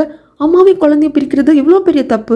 ஆல்ரெடி என்னால் யோன் கஷ்டப்பட்டிருக்கு அப்படிங்கிறப்போ யோனை பற்றியே பேசுறிய காங்தே. கொஞ்ச நேரத்துக்கு முன்னாடி எனக்கு யாரும் வேண்டாம், அந்த வீட்டை விட்டு நான் கிளம்புன தெரியுமா, உனக்காக நான் இவ்வளோ பண்ணுறேன், நீ இதை பண்ண மாட்டியா? அந்த அளவுக்கு உனக்கு யோனை குழந்தை பெருசாக போச்சு. எங்கள் அம்மா சொன்னது கரெக்டாக தானே இருக்கு. நீ யோனை பற்றி குழந்தைய பற்றி யோசிக்கிற, என்னை பற்றி யோசிக்க மாட்டேன்றல. உன்னால் முடியலன்னா நான் ஏதாவது பண்ணுறேன் அப்படிங்கிறப்போ சரி அமைதியாக இரு ஸ்ரீஜா, ஏதாவது பண்ணலாம் அப்படின்னு சொல்லிட்டு அமைதிப்படுத்துகிறான். இந்த பக்கம் ஜாங் கூட கேட்பாங்க, ருணா நீ எடுத்துக்கிற முடிவு ரொம்ப தப்பாக இருக்குது. யோன் கிட்ட இருந்து குழந்தை பிரிக்கிறது அவளுக்கு எவ்வளோ கஷ்டமாக இருக்கும். அந்த குழந்தைய தனியால் நின்று வளர்த்துருக்கா இல்லையா அப்படிங்கிறப்போ, இதை பாருங்க, நம்ம பொண்ணு சந்தோஷத்துக்காக இதில் தான் பண்ணிட்டு இருக்கேன். யோனை நம்ப முடியாது. கண்டிப்பாக ஒரு நாள் இல்லை ஒரு நாள் அந்த குழந்தைய வச்சு காங்தேவுக்கும் ஸ்ரீஜாவோட வாழ்க்கையில் அவள் கண்டிப்பாக ஏதோ ஒரு பிரச்சனை பண்ணுவா. அது நடக்க விடவே கூடாது. அதுக்காக அந்த முடிவு எடுத்திருக்கேன். இதுதான் என் முடிவு. இதுக்கு ஓகேன்னா அந்த கல்யாணம் நடக்கட்டும், இல்லைன்னா அந்த கல்யாணம் நிற்கட்டும், அவ்வளோதான் சொல்லிட்டு வெளியே வர்றப்போ ஸ்ரீஜா கிட்ட பேசிட்டு காங்தே கிளம்புவான். ரூனாவும் வந்து அந்த டைமில் பார்த்துருவாளா, காங்தே நீ குருயலா நான் குருயலா அப்படின்னு பார்க்க வேண்டிய தருணம் அது. நம்ம 2 பேரும் கொடூரமாக தான் யோசிக்கிறோம். நீ ஸ்ரீஜா கூட சேர்ந்து வாழணும் அப்படின்னா ஒன்னா யோன் இந்த உலகத்திலேயே இல்லாமல் கொல்லணும், அப்படி இல்லைன்னா அந்த குழந்தைய யோன் கிட்ட இருந்து பிரிக்கணும். நீ இதுக்கு கரெக்டான ஆள் தான். ஏன்னா உனக்கு வேணுங்கிற இடத்த அடையணும் அப்படின்னா ஈஸியாக கிடைச்சிடாது இல்லையா? ஸோ நீ எந்த அளவுக்கு குருயல் அப்படிங்கிறத நான் பார்க்க ஆசைப்படுறேன் அப்படின்னு சொல்லிட்டு வந்துட்டு, ஆக்சுவலாக இவளுக்கும் கஷ்டமாக தான் இருக்கு ரூனாக்கு. ஆனால் இதுக்கு ஒரு எண்டிங்கை வச்சாகணும், இந்த இடத்துல இதை முடிச்சாகணும். இல்லைன்னா நான் எப்படி யோனோட அம்மா மினி கிட்ட ஒரு இடத்துல வந்து பெரிய பிரச்சனையை நான் சந்திச்சனோ அதே பிரச்சனையை என் பொண்ணு சந்திப்பா யோன் மூலியமாக அப்படின்னு சொல்லிட்டு இவன் மனசுக்குள்ள நினைக்கிறா. அதுக்கப்புறமாக கிண்டர் கார்டனில் குழந்தைய கூப்பிட்டு யோன் வந்துட்டு இருப்பா. அந்த சமயத்தில் திடீர்னு வந்து நிப்பா காங்தே. அப்பா அமெரிக்காலேருந்து வந்துட்டீங்களான்னு குழந்தைக்கு சந்தோஷமாயிடும். யோனுக்கும் புரியல, என்னடா இது, எதுவுமே வேண்டான்னு எல்லா உறவையும் துண்டிச்சுட்டு போனோம் வந்து நிற்கிறானே அப்படின்னு இருக்கு. ரெஸ்டாரண்ட்டுக்கு கூப்பிட்டு வரான், சாப்பிட்றதுக்கெல்லாம் வாங்கி கொடுக்குறான். குழந்தை ரொம்ப சந்தோஷமா இருக்கா. அங்கே ஏதோ பர்த்டே பார்ட்டியில் செலிப்ரேட் பண்ணிட்டு இருப்பாங்க. அங்கே போயிட்டு விளையாண்டுட்டு குழந்தை பாட்டுக்கு இருக்கிறப்போ இவனுக்கு வந்து தோணுது, என்ன காங்தே எல்லாமே வேண்டான்னு சொல்லி முடிச்சுட்டு போனேன். நீ அமெரிக்கா போயிருக்கேன்னு குழந்தைகிட்ட சொல்லி வச்சிருக்கேன். குழந்தை உன்னை பற்றி எதுவும் கேட்கல. நீ அகெயின் வந்திருக்க, என்ன ஏது அப்படிங்கிறப்போ, இல்லை எனக்கு குழந்தைய பார்க்கணும் போல இருந்தது அப்படிங்கிறாங்க. சரி உன் குழந்தை நீ பார்க்கணும் போல இருக்குங்கிறப்ப என்னால் தடுத்து நிறுத்த முடியாது அப்படின்னு சொல்லிட்டு யோன் சொல்லிட்டு வா. எல்லாத்தையும் கேட்டதுக்கு அப்புறமாக காங்தே இருந்துட்டு, இதை பாரு, உன்னை பார்க்குறப்ப எனக்கு கஷ்டமாக இருக்கு யோன். ஏன்னா நீ உன் வாழ்க்கையவே எனக்காக வேஸ்ட் பண்ணிட்டேன். அதனால குழந்தைய என்கிட்ட கொடுத்துட்டு உன் வாழ்க்கை எகெயின் ஸ்டார்ட் பண்ண அப்படிங்கிறப்போ என்ன காங்தே பேசிகிட்டு இருக்க? கனவுல கூட அது நடக்காது. என் குழந்தை தான் எனக்கு லைஃப், அவளையெல்லாம் கொடுக்க முடியாது. இதுக்கப்புறம் பேசுகிறவள் வச்சுக்காது அப்படின்ட்டுருவாங்க. அதுக்கப்புறம் குழந்தை வந்து பர்த்டே பார்ட்டியில் ஃபோட்டோ எடுத்துட்டு இருக்கவங்களே கூப்பிட்டு என் பேரண்ட்ஸோட சேர்ந்து ஒரு ஃபோட்டோ எடுங்க அப்படிம்பாங்க. ஃபோட்டோவும் எடுத்துக்கிறாங்க. அதுக்கப்புறம் வீட்டுக்கும் வராங்க. குழந்தை இது எல்லாருக்கிட்டையும் காட்டும். எல்லாருக்கும் ஒரு மாதிரி ஆகிடும். சரி என்ன ஏது அப்படின்னு கேட்குறப்ப சொல்கிறா, இல்லை அவர் பார்க்க வந்தார், இது எதிர்ச்சியாக நடந்ததுன்னு சொல்லிட்டு. ஆனால் தங்கச்சி ரிப்போர்ட் இருக்கு. யோன் நீ நல்லா யோசிச்சுக்கோ. நீ எங்கேன்னு அவனை பார்க்குறதுக்கு எப்படி அலோவ் பண்ண? அவன் மனசாட்சியே இல்லாதவன். அவன் குழந்தையவே பார்க்க வந்தாலும் நீ அதை அவாய்ட் பண்ணியிருக்கணும் இல்லையா? என்ன குழந்தை எங்கேன்னு அப்பாவை பற்றி கேட்டுச்சுன்னு என்ன பண்ணுறது? எனக்கு புரியுது, ஆனால் என்னால் முடியல. குழந்தை வந்து அவங்க அப்பா கூட, அதாவது காங்தே கூட விளையாடுறப்போ அவளுக்கு அந்த பாசம் கிடைக்கட்டும் அப்படின்னு தான் எனக்கு என் மனசு சொல்லுது. அந்த சமயத்தில் காங்தேவை வந்து தடுத்து நிறுத்த என்னால் முடியல அப்படிங்கிறப்போ, ஐயோ என்னேண்டி இப்படி எல்லாம் பண்ணுறேன், இது எங்கே போய் முடியுமோ அப்படிங்கிற மாதிரி தான் தங்கச்சி ரிப்போர்ட்டருக்கு இருக்குது. இங்கே தூஹிக்கு ஒரு டவுட் இருந்துகிட்டே இருக்குது. ஆக்சுவலாக ஸ்ரீஜாக்கு வந்துட்டு இந்த மாதிரி நியூஸில் வர்றது பிடிக்காது, அவளை பற்றின நியூஸ் எழுதுறது பிடிக்காது. ஆனால் அப்படி இருக்கிறப்போ தான் ப்ரெக்னெண்ட்டாக இருக்கும் அப்படிங்கிறத அவளே வந்துட்டு மேகசின் கம்பெனிக்கெல்லாம் ஃபோன் பண்ணி அனௌன்ஸ் பண்ணியிருக்கா. அப்படின்னா இதுக்கு பின்னாடி என்னமோ இருக்குது அப்படின்னு சொல்லிட்டு தூஹி யோசிச்சுக்கிட்டே இருக்கா. அந்த சமயத்தில் பார்க்கோட எக்ஸ் ஒய்ஃப் கிட்ட இருந்த கால் வருது. என் பின்னாடியே சுற்றி நிறைய ரகசியங்கள் நீ தெரிஞ்சுக்க ஆசைப்பட்ட, அது எது கிழுத்துக்கிட்டு என்னை பார்க்கறதுக்குவா நானே சொல்கிறேன் அப்படின்னு சொல்லிட்டு கூப்பிடுறா. தூஹியும் வருவா. வந்தோடனே ஆமாம் இப்போ எதுக்கு நீ தேவையில்லாமல் என்னை பற்றியெல்லாம் விசாரிச்சுட்டு இருக்க, இது பார்க்குக்கே பிடிக்காது தெரியுமா, நீ என்னை பற்றி விசாரிக்கிறது, நான் என்ன பண்ணுறேன் அப்படிங்கிறது எல்லாத்தையும் நீ வந்து மேகசினில் எழுதணும் அப்படின்னு நினைக்கிறதுக்காக தான் நீ பின்னாடி சுற்றிட்டு இருக்க, நீ ரிப்போர்ட்டருங்கிறதுல எனக்கு தெரியும். ஆனால் இது பார்க்குக்கே பிடிக்காது. பார்க்குக்கு தெரியுமா, பார்க்குக்கு தெரிஞ்சால் பார்க்கு மேலே பயங்கரமாக கோவப்படுவான். அது மட்டும் இல்லாமல் நீயும் பார்க்கு தான் டேட்டிங் போகிறீங்க போல இருக்கு, அதை நான் பார்த்தேன். இதெல்லாம் தெரிஞ்சால் பார்க்கு உங்ககிட்ட பேசக்கூட மாட்டான். அப்படிங்கிறப்போ கோவம் வந்துடுது யாருக்கு, நம்ம தூகிக்கு. சும்மா நல்ல வேஷம் போடாத, பார்க் எதுக்காக உனக்கு சப்போர்ட் பண்ணுறான் அப்படிங்கிறது எனக்கு தெரியல, உன் சீக்கிரட்டை மறைக்கணும்னு நினைக்கிறான் அப்படிங்கிறது எனக்கு தெரியல. ஆனால் உங்ககிட்ட மிகப்பெரிய சீக்ரெட் இருக்குது. நீ பார்க்க கல்யாணம் பண்ணிக்கிறதுக்கு முன்னாடியே ஒரு ஆள் கூட பழகிட்டு இருந்திருக்க. ஈவன் பார்க்க மேரேஜ் பண்ணதுக்கு அப்புறமாகவும் அதை அஃபேராக நீ தொடர்ந்துட்டு தான் இருந்திருக்க. ஸோ அந்த டைவர்ஸ் விஷயத்தில் பார்க் மேலே எந்த ஒரு தப்பும் இல்லை. ஆனால் பார்க் தான் வந்துட்டு ஒரு ப்ளே பாய் அப்படிங்கிற மாதிரி அவர் தலையில் எல்லா பழியும் போட்டுக்கிட்டு இருக்கிறதுக்கு ஒரு காரணம் இருக்குது. ஆக்சுவலாக நீ சொன்னது உண்மைதான், பார்க்கும் என்னை தடுத்து தான் நிறுத்தினாங்க இதை பற்றியெல்லாம் வந்து கிளறாத பார்க்காதேன்னு சொல்லிட்டு. ஆனால் அப்படி சொல்ல தான் எனக்கு க்யூரியாசிட்டி அதிகமாகுது. இப்போ நீ வேற என்னை கூப்பிட்டு கிட்டத்தட்ட மிரட்டுறியா, எனக்கு இன்னும் க்யூரியாசிட்டி அதிகமாகுது. அப்படிங்கிறப்போ இது பாரு தூஹி, நீ என்னை பற்றி ரொம்ப கிளற நீ தான் ஹர்ட் ஆவா அப்படிங்கிறாங்க. சேச்சா, அந்த கதையில் எங்கே கிடையாது. யார் அதிகமான ரகசியங்களை வச்சுருக்காங்களோ அவங்க தான் ஹர்ட் ஆவாங்க அப்படின்னு சொல்லிட்டு போயிடுறா. இவளுக்கு கோவம் வந்துடுது. தூஹிக்கும் செம கோவம். என்ன நம்மளுக்கு டைரக்டாக கூப்பிட்டு மிரட்டுறா, ஏதோ சொல்கிறேன்னு சொல்லிட்டு கூப்பிட்டு மிரட்டுறாளே அப்படின்னு சொல்லிட்டு உடனே பார்க்க வருவாங்க. வந்தவங்க கத்துன்னு கத்துவாங்க. என்ன பார்க் நினச்சிட்டு இருக்கேன், உன் எக்ஸ் ஒய்ஃபுக்கு உனக்கு கடையில் என்ன தான் நடந்துட்டு இருக்கு, டைவர்ஸ் ஆயிடுச்சு இல்லையா, டைவர்ஸ் ஆகி பல வருஷங்கள் ஆச்சு. அப்படி இருக்கிறப்போ என்னமோ இன்னும் நீ அவளுக்கு சொந்தமானவன் மாதிரியே அவளை ஏதாவது பண்ணால் நீ கோவப்படுவியா, நீயே என்ன தடுத்து நிறுத்துவியா, என் கூட அதுக்கப்புறம் பழகிறதே நிறுத்திடுவியா, அவளோட சீக்ரெட்டு என்னமோ நீ தான் பாதுகாக்கிறியா, டைவர்ஸே ஆயிட்டாலும் அவளுக்கு எதுவும் ஆகிடக்கூடாதுங்கிறதுக்காக நீ மெனக்கேட்டுறியே, எல்லா பள்ளியும் உன் தலைமையில போட்டுட்டு உட்காந்துருக்க. நல்லா தெரியுது அவள் கேடு கேட்டவன் சொல்லிட்டு. ஆனால் அவள் என்ன கூப்பிட்டு மிரட்டுற அளவுக்கு அவளுக்கு அந்த தைரியம் இருக்குது அப்படின்னா அவளை நீ இன்னும் வந்து ஏதோ ஒரு வகையில் பாதுகாக்கிற, ஏன் அதெல்லாம் பண்ணிட்டு இருக்க அப்படின்ட்டு இவங்க கண்ணா பின்னான்னு கத்துவாங்க. ஆனால் பார்க் அமைதியா ஜெலஸாக ஃபீல் பண்ணுறியா அப்படின்னு சொல்லி கேட்குறப்போ ஆமாம் ஜெலஸாக தான் ஃபீல் பண்ணுறேன். அவளுக்கு எதாவதுன்னா நீ உடனே என்ன தடுத்து நிறுத்துற, அதெல்லாம் விசாரிக்காத அப்படிங்கிற. அவ என்னடானா நீ என்னை பற்றி விசாரிக்கிறது பார்க்குக்கே பிடிக்காது அப்படிங்கிறா. அப்புறம் என்ன வெங்காயத்துக்கிட்ட டைவர்ஸ் பண்ணிக்கிட்டீங்க, சேர்ந்தே வாழ்ந்திருக்க வேண்டியது தானே. ஆக்சுவலாக ஒன்று சொல்லட்டுமா தூஹி, ஒருத்தங்களுக்கு நம்மளை எவ்வளோ பிடிச்சிருக்கு அப்படிங்கிறத ஸ்வீட்டான வார்த்தைகளை சொல்கிறத விட அவங்க ஜெலஸ் ஆவாங்க இல்லையா, நாம் யாருக்கோ சொந்தமாயிடுவோமோ, வேறு யாருக்கோ நம்மளை பிடிச்சிருமோ அப்படின்னு சொல்லிட்டு ஜெலஸ் ஆவாங்க இல்லையா, அதுதான் ரொம்ப ஸ்வீட்டாக இருக்கும். அப்படிங்கிறப்போ காய்ச்சி மூச்சுன்னு கத்திட்டு இருந்தவா அப்படியே யோ அப்படிங்கிற மாதிரி தூஹி ஆகிடுவா. என்ன சொல்ல வரா இப்போ அப்படின்னு கேட்குறப்போ, இதை பாரு, உன் கூட விளையாடுறதுக்கு எனக்கு இப்போ டைம் இல்லை, நிறையா வேலை இருக்குது, ஃப்ரீ ஆனதுக்கப்புறம் கால் பண்ணுறேன், அப்புறம் வெளியே மீட் பண்ணலாம் அப்படிங்கிறாங்க. தூஹி அமைதியாக போயிடுவா. ஆக்சுவலாக இவங்க லவ் போர்ஷனே செமையாக இருக்குங்க.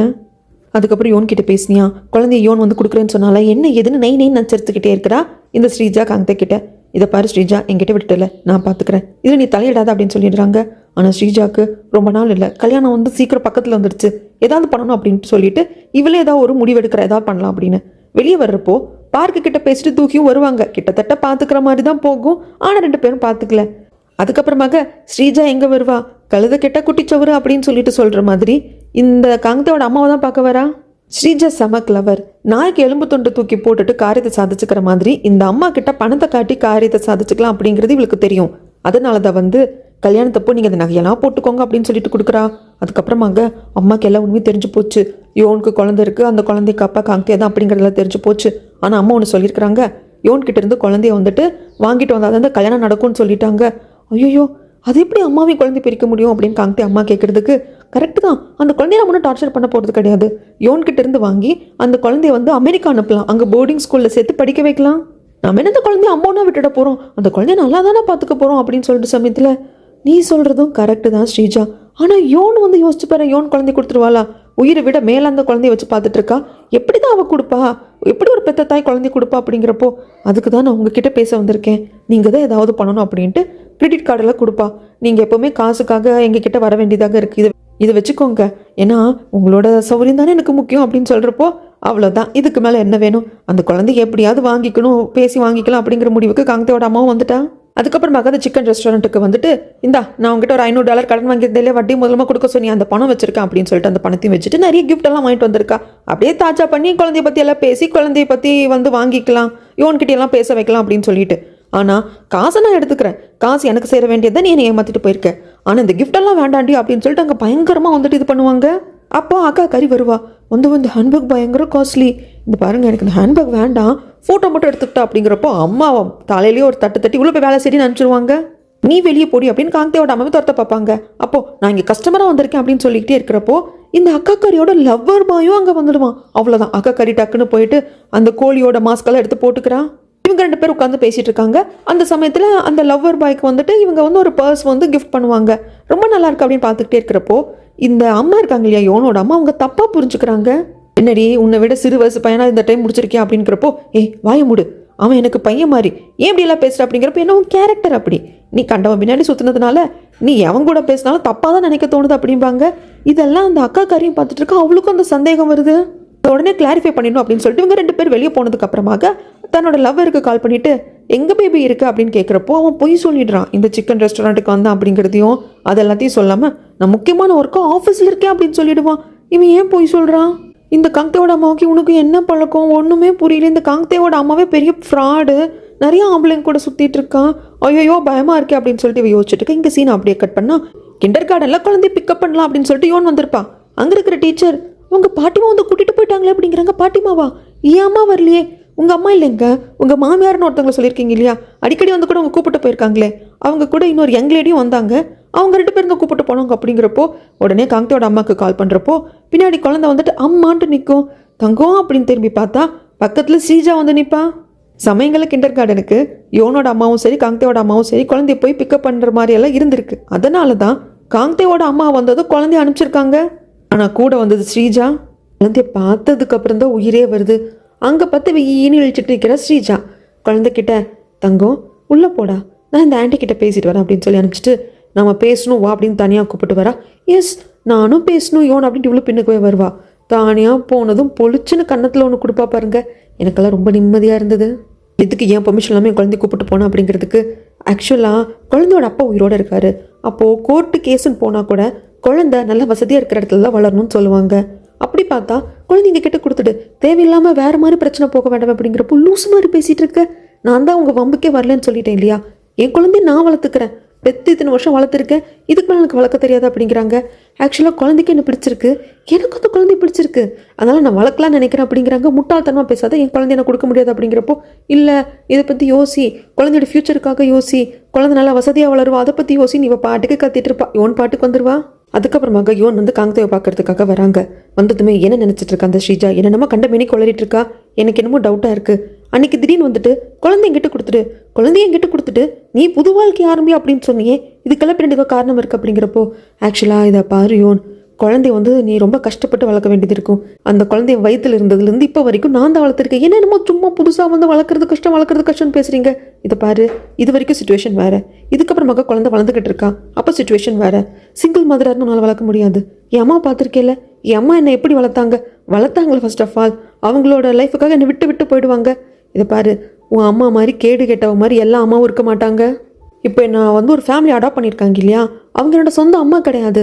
ஆனால் அவங்க என்னை எப்படி பார்த்துக்கிட்டாங்க, அவங்க பொண்ணை எப்படி பார்த்துக்கிட்டாங்க, அவங்க ஹஸ்பண்ட் இறந்ததுக்கப்புறமாக அவங்களும் சிங்கிள் மதராக தான் இருந்தாங்க, குழந்தைங்களை எப்படி வளர்த்தாங்க. ஸோ இந்த எக்ஸாம்பிளெல்லாம் என்கிட்ட கொடுக்காத. ஆனால் எனக்கு என்னமோ டவுட்டாக இருக்குடா, நீயும் அவளும் சரி மாறி மாறி வந்து குழந்தைய கொடு வளர்க்குறோம் அப்படின்னு சொல்கிறது பார்க்குறப்போ இதுக்கு வேறு ஏதோ ரீசன் இருக்கிற மாதிரி இருக்குது. நான் குழந்தைக்கு அப்பனா வந்து நில்லு அப்படிங்கிறப்பெல்லாம் என்னால் முடியாது, நீ குழந்தைய வச்சு பிளாக்மெயில் பண்ணுற, அப்படி மாச்சா போச்சான்னு கத்திட்டு இப்போ என்ன குழந்தை கொடுங்கிற. என்கிட்ட இருந்து என் குழந்தை பிரிக்கணும்னு நினச்சேன். அதுக்கப்புறம் நீங்கள் சந்திக்கிற ஒவ்வொரு விபரீதமான விஷயங்களுக்கும் நான் தான் காரணமாக இருப்பேன் அப்படின்னு சொல்லிட்டு வந்துடுவா. இந்த பக்கமாக ஸ்ரீஜா வீட்டுக்கு வந்துடுவா. வந்ததும் அவள் தான் ப்ரெக்னெண்ட்டாக இருக்கிறதுக்கு மருந்து கொடுத்துட்ருக்காளே அவங்க அம்மா. ரூனா வந்து மருந்தாலும் குடிச்சதுக்கப்புறமாக சரி யோனை பார்த்து பேசுகிறேன்ட்டு போனேன், என்னாச்சு ஏதாச்சும் அப்படின்னு கேட்குறதுக்கு, அவன் என்ன அரைஞ்சிட்டாமா, இன்னும் அரைஞ்சிட்டாளா, எதுக்கடி அரைஞ்சா, இல்லை குழந்தைய வந்து நான் கிண்டர் கார்டன்லேருந்து கூப்பிட போனேன், நான் போகல, காங்தேவோட அம்மா வந்து கூப்பிட்டு போனேன். ஏன்னா காங்தேவோட அம்மா இதுக்கு முன்னாடியெல்லாம் கிண்டர் கார்டனில் போய் குழந்தைய வந்து கூப்பிட்டுருக்காங்க. அவங்க கூட போயிட்டு அந்த குட்டி பாப்பா கூப்பிட்டு போய் ஐஸ்கிரீம் வாங்கி கொடுக்குறதுக்கு கொஞ்சம் நேரம் நான் அப்படியே வெளியே கூப்பிட்டு வந்துட்டேன். அதுக்கப்புறம் எகைன் கிண்டர் கார்டனுக்கே திரும்பி வந்துட்டோம். ஆனால் யோனுக்கு பயங்கர கோவம் வந்துருச்சு. அப்புறம் யாருக்கா இருந்தாலும் இருக்கும்லம்மா, அவங்க குழந்தைய காணும் அப்படிங்கிறப்ப அவங்க கிட்ட சொல்லாமல் அவங்க குழந்தைய கூப்பிட்டு போகிறப்போ கோவம் வரும் தானே அப்படிங்கிறாங்க. ஏண்டி இப்படி கண்டவக்கிட்ட அடி வாங்கி அந்த காங்தேவை கட்டிக்கணுமா அடிங்கிறதுக்கு மறுபடியும் ஃபர்ஸ்ட்லேருந்து ஆரம்பிக்காத. நான் ஃபர்ஸ்ட்லேருந்து ஆரம்பிக்கல, ஒன்று மட்டும் ஞாபகம் வச்சுக்கோ, எந்த ஒரு ஆம்பளையாலையும் அவனோட ஃபர்ஸ்ட் லவ்வை மறக்க முடியாது. அதுவும் அந்த முதல் காதல் அவனோட குழந்தைய பெற்றெடுத்திருக்கா அப்படிங்கிறப்போ இன்னைக்கு இல்லைனாலும் என்னைக்காவது இந்த பிரச்சனை வரும். ஏன்னா மேரேஜ் லைஃப் அப்படிங்கிறது ஸ்மூத்தாகவே போகாது. நாளை பின்ன உனக்கும் காங்தேக்கும் இடையில சின்ன சண்டைகள் வரலாம். அந்த சமயத்தில் அவன் மனசு யோன் பக்கம் சாயறதுக்கு வாய்ப்பு இருக்குது. யோன் கிட்ட அந்த குழந்தை இருக்கிறது உனக்கு ஆபத்து தான் அப்படிம்பாங்க. முடிஞ்ச அளவுக்கு அப்படியே விஷத்தை கலந்துக்கிட்டே இருக்கா. ஆனால் ரூனா சொல்கிறது ஒரு வகையில் நியாயம்தான். அவள் பேசுகிறதெல்லாம் லாஜிக்காக தான் இருக்குது. ஆனால் என்ன, அது தப்பான இடத்துல தான் போய் சேருது. தன் பொண்ணை வந்து யோன் அடிச்சிட்டா அப்படிங்கிறத ரூனா அவளை ஏற்றுக்க முடியல. பயங்கரமாக தன்னோட பெட்ரூமுக்கு வந்துட்டு என்ன தைரியம் தான் என் பொண்ணு அரைவா அப்படிங்கிறப்போ கரெக்டாக ஜாங் வருவார். யார் அரைஞ்சாங்க அப்படிங்கிற சமயத்தில் மொத்த கதையும் மாற்றிட்டா. குழந்தைய இந்த மாதிரி ஸ்ரீஜா கூப்பிட்டு போனால் அதனால் யோன் அடிச்சா அப்படிங்கிறத விட்டுட்டு யோனை பார்த்து பேசுறதுக்கு ஸ்ரீஜா போயிருக்கா. அவள் அரைஞ்சிட்டா. நான் தான் சொல்கிறேன் இல்லையா, அந்த யோன் வந்து கரெக்டான பொண்ணே கிடையாது. நம்ம வீட்டில் இருந்து என்னத்தையும் திருடிட்டு போனவ தான் அவள். அப்போவே ஸ்டெப்பனாக இருந்தா. நான் அவளை விடவே மாட்டேன் அப்படிங்கிறப்போ இவருக்கும் கோவம் வருது. எதுக்கு ஸ்ரீஜா அது மாசமாக இருக்கிற பிள்ளை எதுக்கு அடிச்சா அப்படிங்கிற மாதிரி அவருக்கும் கோவம் வருது. இங்கே யோன் நேராக பார்க்க வருது காங்தேவோட அம்மாவை. நீங்கள் தான் அந்த ஸ்ரீஜா கூட கிண்டர் கார்டனுக்கு வந்திருக்கீங்க. எதுக்கு, என்ன பிரச்சனை, திடீர்னு ஏன் குழந்தைய கொடுன்னு கேட்குறீங்க? குழந்தைக்கு நீ தான் தகப்பா அப்படிங்கிற இந்த உரிமையோடு வந்து நில்லு அப்படின்னு சொன்னப்பெல்லாம் வரமாட்டேன்னு மறுத்துட்டு இப்போ மட்டும் காங்தே ஸ்ரீஜான் மாறி குழந்தை கேட்குறாங்க. என்ன நடக்குது அப்படிங்கிறப்போ இவ்வளோ அதே கதையை தான் சொல்கிறான் இந்த மாமியார்காரியும். ஆக்சுவலாக அந்த குழந்தைனால தனியாக வளர்க்க முடியாதுமா, அது பணக்கார குடும்பமா, அமெரிக்கா அனுப்புவாங்கம்மா, அப்படி இப்படின்னு என்னென்னமோ கதையெல்லாம் சொல்கிறான். எனக்கு அது வேண்டாம். குழந்தைய திடீர்னு வந்து குடு நாங்கள் வளர்த்துக்கிறோம் அப்படின்னு சொல்கிறதுக்கு ஒரு காரணம் இருக்கும். அது என்னென்னு ஃபஸ்ட்டு சொல்லுங்கள், இல்லைன்னா நான் கொலகாரியாக மாறிடுவேன் அப்படிங்கிறப்போ ஆக்சுவலாக ஸ்ரீஜாவோட அம்மாவுக்கு எல்லா உண்மையும் தெரிஞ்சு போச்சு. காங்தேவோட குழந்தை தான் நீ பெற்றெடுத்திருக்கே அப்படிங்கிறது தெரிஞ்சு போச்சு. ஸோ அந்த குழந்தைய வாங்கினது அந்த கல்யாணத்துக்கு வந்து சம்மதிப்பா அப்படிங்கிற மாதிரி சொல்லிட்டாங்க அப்படின்னதும் ஓ இதுதான் சங்கதி அப்படின்னு சொல்லிட்டு இப்போ தான் உண்மையான காரணம் அப்படிங்கிறது உனக்கு தெரிய வருது. வீட்டுக்கு வந்தவ குழந்தைய பார்த்துட்டு ஐயோ அந்த ரூனா மனசில் நினச்சதை சாதிச்சிருவாங்களே, அப்போ இந்த குழந்தைய வாங்கினாதான் கல்யாணம் நடக்கும்னு சொல்லியிருக்காங்க அப்படின்னா எங்கிட்ட இருந்து என் குழந்தைய பறிக்கிறதுக்கு என்னென்ன வேணா பண்ணுவாங்களே அப்படின்ட்டு இல்லை நான் விட்டு கொடுக்க மாட்டேன், என் குழந்தை யாருக்கும் விட்டு கொடுக்க மாட்டேன் அப்படின்னு தூங்குற குழந்தைய பார்த்து யோன்னு சொல்லிட்டு இருப்பா. இந்த பக்கமாக இவங்க சேர்மன் வீட்டை தான் காட்டுறாங்க. சேர்மனால தான் டக்குன்னு எழுந்து வர முடியலையே தவிர்த்து தூகி வந்த வீடே கலகலன்னு இருக்கு. இதை கேட்குறப்போ சேர்மனுக்கு சந்தோஷமா இருக்கு. உடனே தூகியோட அப்பாவான மிஸ்டர் பீக்குக்கு கால் பண்ணி ஃப்ரீயாக இருக்கிறப்போ நீங்களும் வீட்டுக்கு வாங்களே, உங்கள் பொண்ணு தான் அடிக்கடி வரா, நீங்கள் வீட்டுக்கு வாங்க நம்ம பேசுவோம் அப்படின்னு சொல்கிறாங்க. சரி சார் வர்றேன் அப்படின்னு சொல்லிட்டு கால் கட் பண்ணவர் ஒரு புக் எடுத்து பார்க்குறாங்க. அதில் இவருக்கான லவ் நோட் யாரும் எழுதி கொடுத்துருக்காங்க. அது வேற யாருமே இல்லை, பார்க்கோட அம்மா தான். அவங்க வந்து ஸ்கூல் படித்தப்ப எடுத்த ஃபோட்டோவும் இருக்குது. இவங்க லவ் ஸ்டோரி ஒன்றும் சீக்ரெட் கிடையாதுங்க. மிஸ்டர் பீக்கோட ஒய்ஃப் அதாவது தூகியோட அம்மாவுக்கும் தெரியும், சேர்மேனுக்கும் தெரியும். ஆனால் நம்மளுக்கு கொஞ்சம் பின்னாடி தெரியும். இப்படி பார்க்கோட அம்மா கூட சேர்ந்து காய்ச்சல் விளாண்டதுக்கு அப்புறமாக பார்க்கோட ரூமுக்கு வருவாங்க. கொஞ்ச நேரம் பார்க் கூட பேசிட்டு இருந்துட்டு அப்புறம் போகலான்னு சொல்லிட்டு அந்த சமயத்தில் தூகி சும்மா அந்த டேபிள் இருக்கிற ட்ராயரில் ஓப்பன் பண்ணி பார்க்குறப்போ அந்த வாட்ச் இருக்குது. இது லேடிஸ் போடுற வாட்ச் ஆச்சுன்னு பார்த்துட்டு இருக்கிறப்போ பார்க் வந்துட்டு எதுக்கு திங்ஸ் எல்லாம் தொடுற, ஏன் தொடக்கூடாது, ஒருத்தங்களோட பர்சனாலிட்டி எப்படி, அவங்க கேரக்டர் எப்படின்னு தெரிஞ்சுக்கணுன்னா அவங்க டேபிள் அவங்களோட டஸ்ட்பின் இதெல்லாத்தையும் ஆராய்ஞ்சா போதுமா, சும்மா அப்படியே ஓப்பன் பண்ணால் இந்த வாட்ச் இருக்குது, இது ரொம்ப பழைய வாட்சாக இருக்கே, கண்டிப்பாக நீ ஸ்கூல் படிக்கிறப்போ உனக்கு ஏதாவது ஃபர்ஸ்ட் லவ் இருந்திருக்கும், அதோட வாட்ச் தான் நான் சொல்ல, பேசாமல் கொடு அப்படின்னு சொல்லிட்டு இவர் பிடுங்க. அதை பிடுங்கிறதுக்காக தூகி வர கடைசியில் பார்க் மேலே விழுந்துடுவாங்க. விழுந்தோன்னா பதறிப்போ எந்திரிக்க வேண்டியது தானே. நல்லா சௌகரியமாக படுத்துக்கிட்டு இப்படி தான் நீ க்ளோஸ்அப்பில் பார்க்குறதுக்கு இருப்பியா பார்க், உன் கண், உன் மூக்கு, உன் கண்ணோ நெத்தி இதெல்லாம் இவ்வளோ க்யூட்டாவாக இருக்கும் அப்படிங்கிறப்போ தூஹி எதிர்த்து நேராக உட்காரு அப்படிங்கிறாங்க. அப்போ தான் தூஹி சொல்லுவாங்க, நம்மளுக்குள்ளே என்னமோ நடக்குது, உனக்கு அது ஃபீல் ஆகுது அப்படிங்கிறப்போ பார்க்குக்கும் ஃபீல் ஆகுது, ஆனால் பார்க்குக்கு பயமாக இருக்குது, இன்னொரு ஏமாற்றத்தை நம்ம சந்திச்சிருவோமோ அப்படின்னு சொல்லிட்டு தூஹிக்கெல்லாம் பார்க் தோல்ல சாஞ்சுக்கணும் போல இருக்கு. பட் இருந்தாலும் கண்ட்ரோல் அப்படிங்கிற மாதிரி இருக்கா. அதுக்கப்புறமாக ஏபி ஃபுட்ஸ் அந்த பிஸ்னஸை வந்து நம்ம சேல்ஸ் பண்ணக்கூடாது, அந்த கம்பெனி நம்ம கிட்ட தான் இருக்கணும் அப்படிங்கிறதுக்காக அதை இன்னும் முன்னேற்றத்திற்காக என்னெல்லாம் பண்ணலாம் அப்படின்னு சொல்லிட்டு அந்த ப்ரிப்ரேஷன் எல்லாத்தையும் வந்து மீட்டிங்கில் சொல்வார் பார்க். ஆனால் இந்த பார்க்கு தனக்கு போட்டியாக நினைக்கிறான் இல்லையா காங்தே, ஸோ அதனால் இந்த ஐடியா வந்து கரெக்டாக இருக்காது அது இதுன்னு நொட்டை சொல்லிக்கிட்டே இருக்கான். ஆனால் ஜாங் இருந்துட்டு ஒரு வாட்டி ஒரு சான்ஸ் கொடுத்து அந்த பிஸ்னஸை முன்னேற்றத்திற்காக நம்ம பாடுபடுறது தப்பு கிடையாது அப்படின்னு சொல்லிட்டு அந்த மீட்டிங்கை முடிச்சிடுவாங்க. பார்க்குக்கு நல்லா தெரியுது காங்தே வேணுக்குனே நம்மக்கிட்ட வந்துட்டு ஏதோ குறை கண்டுபிடிக்கிறான், நம்மளை வந்து மட்டம் தட்டி வைக்கணும்னு நினைக்கிறான் அப்படின்னு சொல்லிட்டு. பட் இருந்தாலும் அதை வந்து காங்தே கிட்ட கட்டிக்காம இதே மாதிரி நான் எந்த ஐடியா கொண்டு வந்தாலும் அதில் இருக்கிற குறைகளை சொல்லு காங்தே, அப்போ தான் என்னால் இன்னும் மேம்பட முடியும் அப்படின்னு சொல்லிட்டு வந்துடுவார். அதுக்கப்புறமாக ஜாங் காங்தேவை கூப்பிட்டு சீக்கிரமாக யோன்கிட்ட இருக்கிற குழந்தைய வாங்கப்பாரு, அப்போ தான் கல்யாணம் நல்லபடியாக ஸ்மூத்தாக நடக்கும், உனக்கு என்ன பண்ணும் எது பண்ணும் தெரியல அப்படிங்கிறப்போ காங்தே அவர் கேபினுக்கு வர்றப்போ இவன் மெசேஜ் பண்ணியிருப்பா, யோன் ஒழுங்காக சீக்கிரம் நீ கீழே வாயிலன்னா நான் ஆஃபீஸ் ரூமுக்கு வந்துடும் அப்படின்றது இவன் பார்க்குறதுக்கு வர தனியாக கூப்பிட்டு பேசுகிறான். ஏன் காங்தே பயப்படுற, ஆஃபீஸில் இருக்கிறவங்களுக்கு கிட்ட எல்லாம் வந்து நான் ஏதாவது பிரச்சனை பண்ணேன் அப்படின்னா உன்னோட வண்டவாளம் தண்டவாளம் ஏறிடுன்னு பயப்படுறியா, ஏய் என்னையோ நீ இப்படி பேசுகிற அப்படிங்கிறப்போ பின்ன எப்படி பேசுவாங்களாம்மா, ஃபஸ்ட்டு குழந்தைய நீ பார்க்கறதுக்காக வந்தது, குழந்தைய நீ வெளியே கூப்பிட்டு போகணும்னு நினச்சப்போ சரி அப்போ நான் குழந்தை மேலே பாசத்துக்காக வந்திருக்கேன்னு நினச்சேன், ஆனால் இப்போ தான் புரியுது உன்னை மாதிரி சுயநலவாதியை நான் பார்த்ததே கிடையாது, நான் எப்படி உன்னை காதலிச்ச அந்த அத்தனை வருஷங்கள்லையும் உங்ககிட்ட இருக்கிற இவ்வளோ சுயநலவாதி தானே எனக்கு ஏன் புரியல, எனக்கு எப்படி தெரியாமல் போச்சு, இல்லை அந்தளவுக்கு நான் முட்டாளாக இருந்திருக்கேனா, குழந்தை எதுக்கு வேணும் கொடு நான் வளர்த்துக்கிறேன்னு கேட்குறேன் அப்படின்னா அதை கேட்க சொன்னது ரூனா. உன் மாமியார் கேட்க சொல்லியிருக்கா. ஏன்னா அந்த குழந்தைய வச்சு நாளைக்கு என்ன பிளாக்மெயில் பண்ணிடுவேணும் அப்படின்னு சொல்லிட்டு அந்த குழந்தை கிடைச்சாதான் கல்யாணம் நடக்கும்னு சொல்லியிருக்கா. அப்படி தானே அப்படிங்கிறதுக்கு இதை பாரு, குழந்தைய நான் வளர்த்துக்கிறேன், நல்லபடியாக வளரும், அதுதான் நம்ம 2 பேருக்கும் நல்லது. அப்படிங்கிறப்ப 2 பேருக்கும் கிடையாது, உனக்கு நல்லது, உன்னோட கல்யாணம் நடக்கணும், நீ ஸ்ரீஜாவை கட்டிக்கணும், அதுக்கு நல்லது. இதை பாரு, என் குழந்தை என்கிட்ட இருந்து எடுக்கணும் அப்படின்னா அதுக்கு முன்னாடி என் உயிரை எடுக்கணும், அண்ட் தென் நான் பொல்லாதவளா மாறிடுவேன் அப்படின்னு சொல்லி மிரட்டி விட்டு வந்துடுவாங்க. வீட்டுக்கு வந்து பார்த்தா குழந்தைய காணோம், மேலே ஈழ எல்லாம் போய் தேடுறாங்க. கடைசியில் பார்த்தா தங்கச்சி கருத்தை வெளியே கூப்பிட்டு போயிருப்பாங்க. குழந்தைய கட்டி பிடிச்சதுக்கு அப்புறமாக தங்கச்சி போட்டு திட்டுறாங்க. அறிவில்லை, குழந்தைய கூப்பிட்றேன்னு சொல்ல மாட்டியா அப்படிங்கிறப்போ, இப்போ எதுக்கு இப்படி கத்துற, குழந்தை வீட்டில் தனியாக உட்காந்துட்டு இருந்தது, சாக்லேட் வாங்கி கொடுக்கறதுக்கு கூப்பிட்டு போனோம் அப்படிங்கிறாங்க. குழந்தை இருந்துட்டு சித்தியும் வந்து திட்டாதம்மா அப்படின்னு சொல்கிற சமயத்தில் யோனுக்கு புரியுது. சாரி அப்படின்னு சொல்லிட்டு உள்ளே போய் உட்காந்துட்டு அழுவா.